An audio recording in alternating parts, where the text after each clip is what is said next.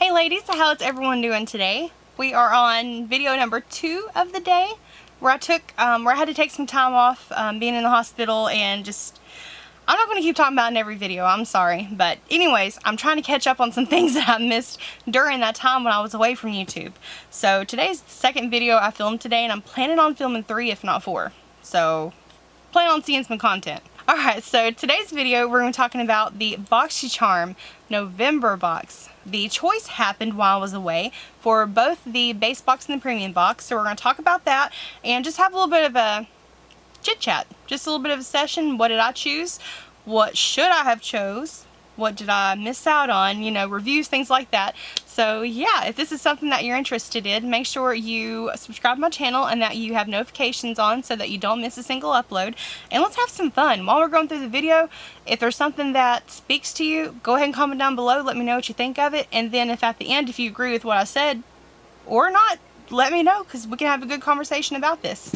Alright, so now without further ado, let's get into it.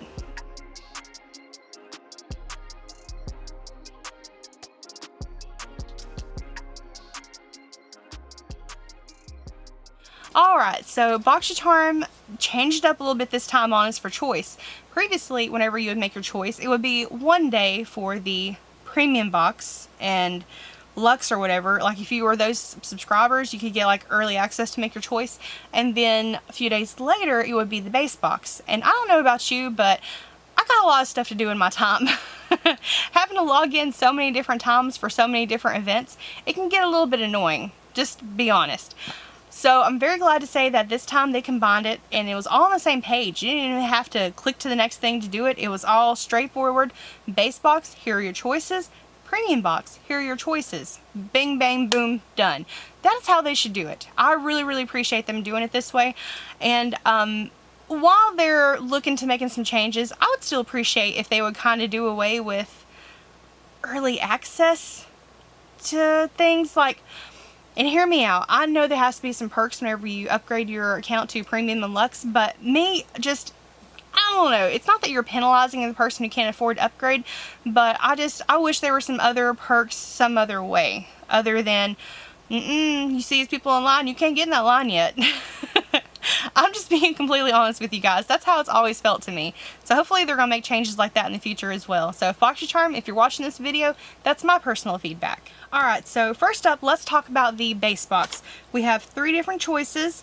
I'm going to go over what the choices are, and then I'm going to let you know at the end what I actually ended up choosing. The first item that we have is from Benefit. I love Benefit. They are widely known for their brow products and their cheek products, and they have foundations now, but I think predominantly they're known for brows. This is called the Benefit Gimme Brow and Volumizing Eyebrow Gel. Retails for $24 and there are 10 different shades in it.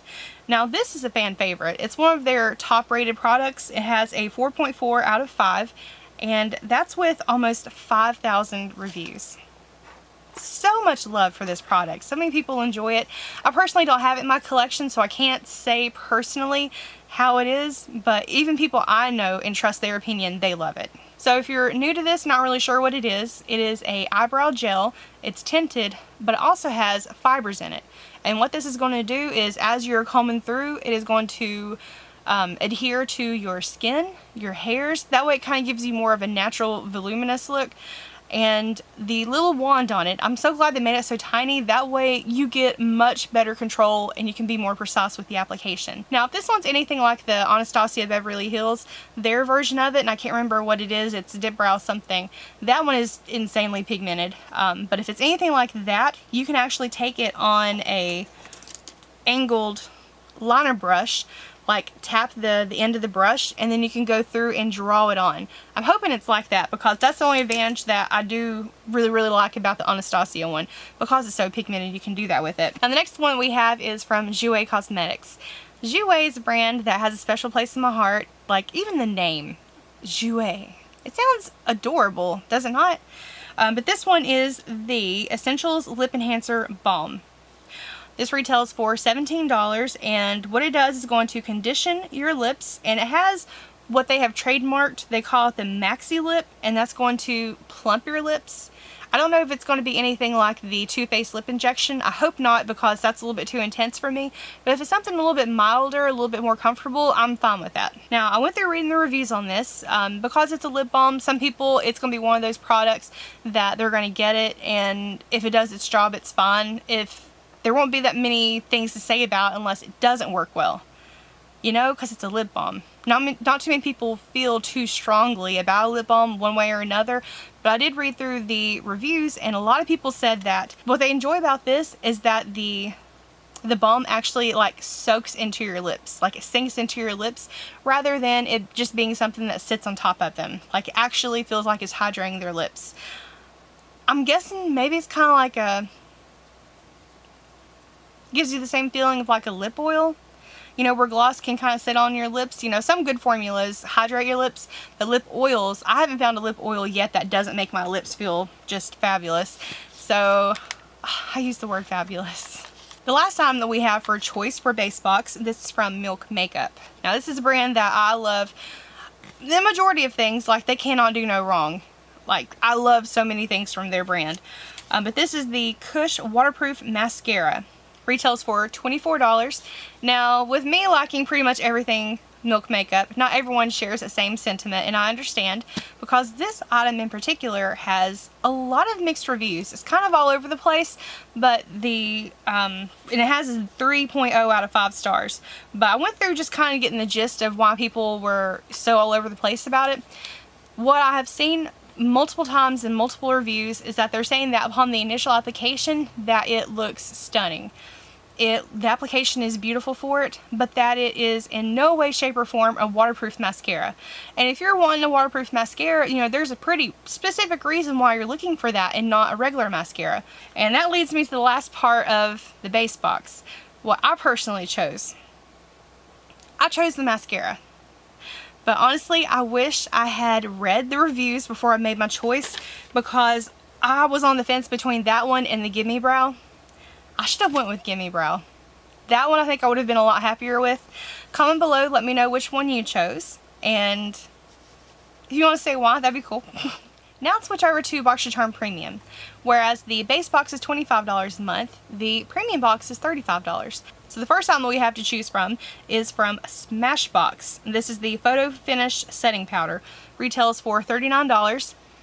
I went trying to look up reviews for it, and it wasn't on Sephora, and I'm like, what? Was it discontinued? But no, it is a Ulta exclusive. You can get it from Smashbox.com, or you can get it from Ulta. Now, most of the time whenever I'm looking up reviews for products, I really prefer to go with Sephora reviews, just because their customers, more often, they're spending a higher dollar amount, and like most people, if they're going to spend more money and there's something with it, they're more likely to go ahead and do that review and give you their honest feedback about it. For some reason, the Ulta reviews oftentimes are gentler. Like they're I don't know, they're nicer reviews, I guess. But this one with the Ulta reviews, it has a 4.6 out of 5 stars and it has 240 reviews. I would like to see more reviews listed there, but 4.6 out of 5, that's really good. And this is such an interesting product. Like, it's a setting powder, yeah, what's interesting about it? But this one actually has a built-in grinder, so that whenever you're using it, you're getting the finest possible powder for application. This makes it good for setting your makeup. It makes it exceptionally well for doing touch-ups on the go, because whenever they're super finely milled, they just glide over the skin so well, blurring any imperfections, and they don't leave a bunch behind. Like, it doesn't leave a mess, and it's not going to get clumpy or cakey throughout the day. I'm really impressed with this. So it is a cruelty-free and talc-free formula, which I know several people that watch me, they have to have talc-free products, so I'm glad that it's that. And also, I love that this is so pigmented when it comes to a powder. I don't like the super HD white powders, because a lot of times they'll give you flashback. Like, during everyday kind of use, it's fine, but if you're going to be doing photography, it can definitely be an issue. But thankfully, this one doesn't have that problem. The second item that we have to choose from is an eyeshadow palette, and I know I'm probably going to butcher this, but it's Illamasqua, I think that's how you pronounce it. This is the Unveiled Artistry palette. It includes 12 shades, and it has satin mattes and metallic shimmers. And I like the way that this whole palette is set up. This is a very neutral palette, but it has like the rosy tones in it to kind of make it more of a, it looks like a soft glam palette in my opinion, and it looks beautiful, the whole setup for it. You have all your shimmers and metallics on the top row, and then you have all your mattes on the bottom row. It's very straightforward. And the thing that stands out to me on this is the packaging itself. Aside from the way it's lined up, it's like the actual package. Instead of it just being a straight box or a rectangle, it curves in here. It's going to curve in there and curve here. It's like they wanted to make it sexy. It's like, make it nude, but make it sexy. I've personally never tried an eyeshadow palette from Illamasqua. I looked at the other eyeshadow palettes that they have, and they have some stunning palettes out there. This one's probably the more universal, like, neutral lovers are going to love this, basically. But they do have a ton of colorful palettes out there. And, but as far as the other stuff that I've tried it, you know, that's some good stuff. Like, I'm really excited for this just because I've had such a pleasant experience with the other products that I own. It gives me high hopes for how this one is going to perform. Now, as far as reviews for this palette, I don't really have a whole lot to go on because they don't have any major US distributors. They do have Beauty Bay, and they sell it for $41.50. And there's a couple others like Revolution and something else, but it's not anything that I'm really familiar with, like Sephora and Ulta, so I don't really have many reviews to go on for that. If any of you have tried any of the eyeshadow palettes from Illamasqua, can you please let us know, because I'm very curious. And I like that we're seeing more UK brands. It's stuff that you wouldn't see here every day, and it's stuff that, especially this particular palette, it's something that catches my attention. It looks very, very beautiful. Okay, so with that being said, I'm guessing you can already tell which one I chose. I chose the Illamasqua Unveiled Artistry palette. That one I felt like was a safe bet, and it's just, even though it's a neutral palette, it really appeals to me. It looks very, very gorgeous and very glam. But also the setting powder. Like, I didn't even know it had the grinder in it until I started preparing for this video. I just saw a setting powder. I'm like, well, I've got several setting powders. I'm good. And now I feel like I'm missing out. And I think add-ons is over or something. Like, I feel like I should have gotten it. I should have went ahead and bought it, but I think even whenever I was looking at it, they didn't have it in my shade. They only had the deeper shade of it. I'm just really curious to see how that one is. Alright guys, thank you so much for taking time to hang out with me. I really do appreciate it. I'm going to try to put out more videos as soon as possible because I've got to get caught up on some things, including some advent calendars. I got my first one of those and I'm really excited for that. And you're probably going to see some different colored hair here soon because my hair has finally, all that color has left with, you know, most of it has left. But I'm back to being blonde and I got my hair cut. I got some, it's a mess right now, but I got bangs cut in. Like, what do they call them? Curtain bangs.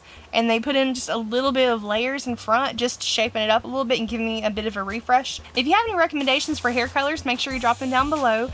But yeah, thank you again for taking time to hang out. I hope you're having a great day, a great night whenever you're watching this, and I'll see you in the next video. Bye guys.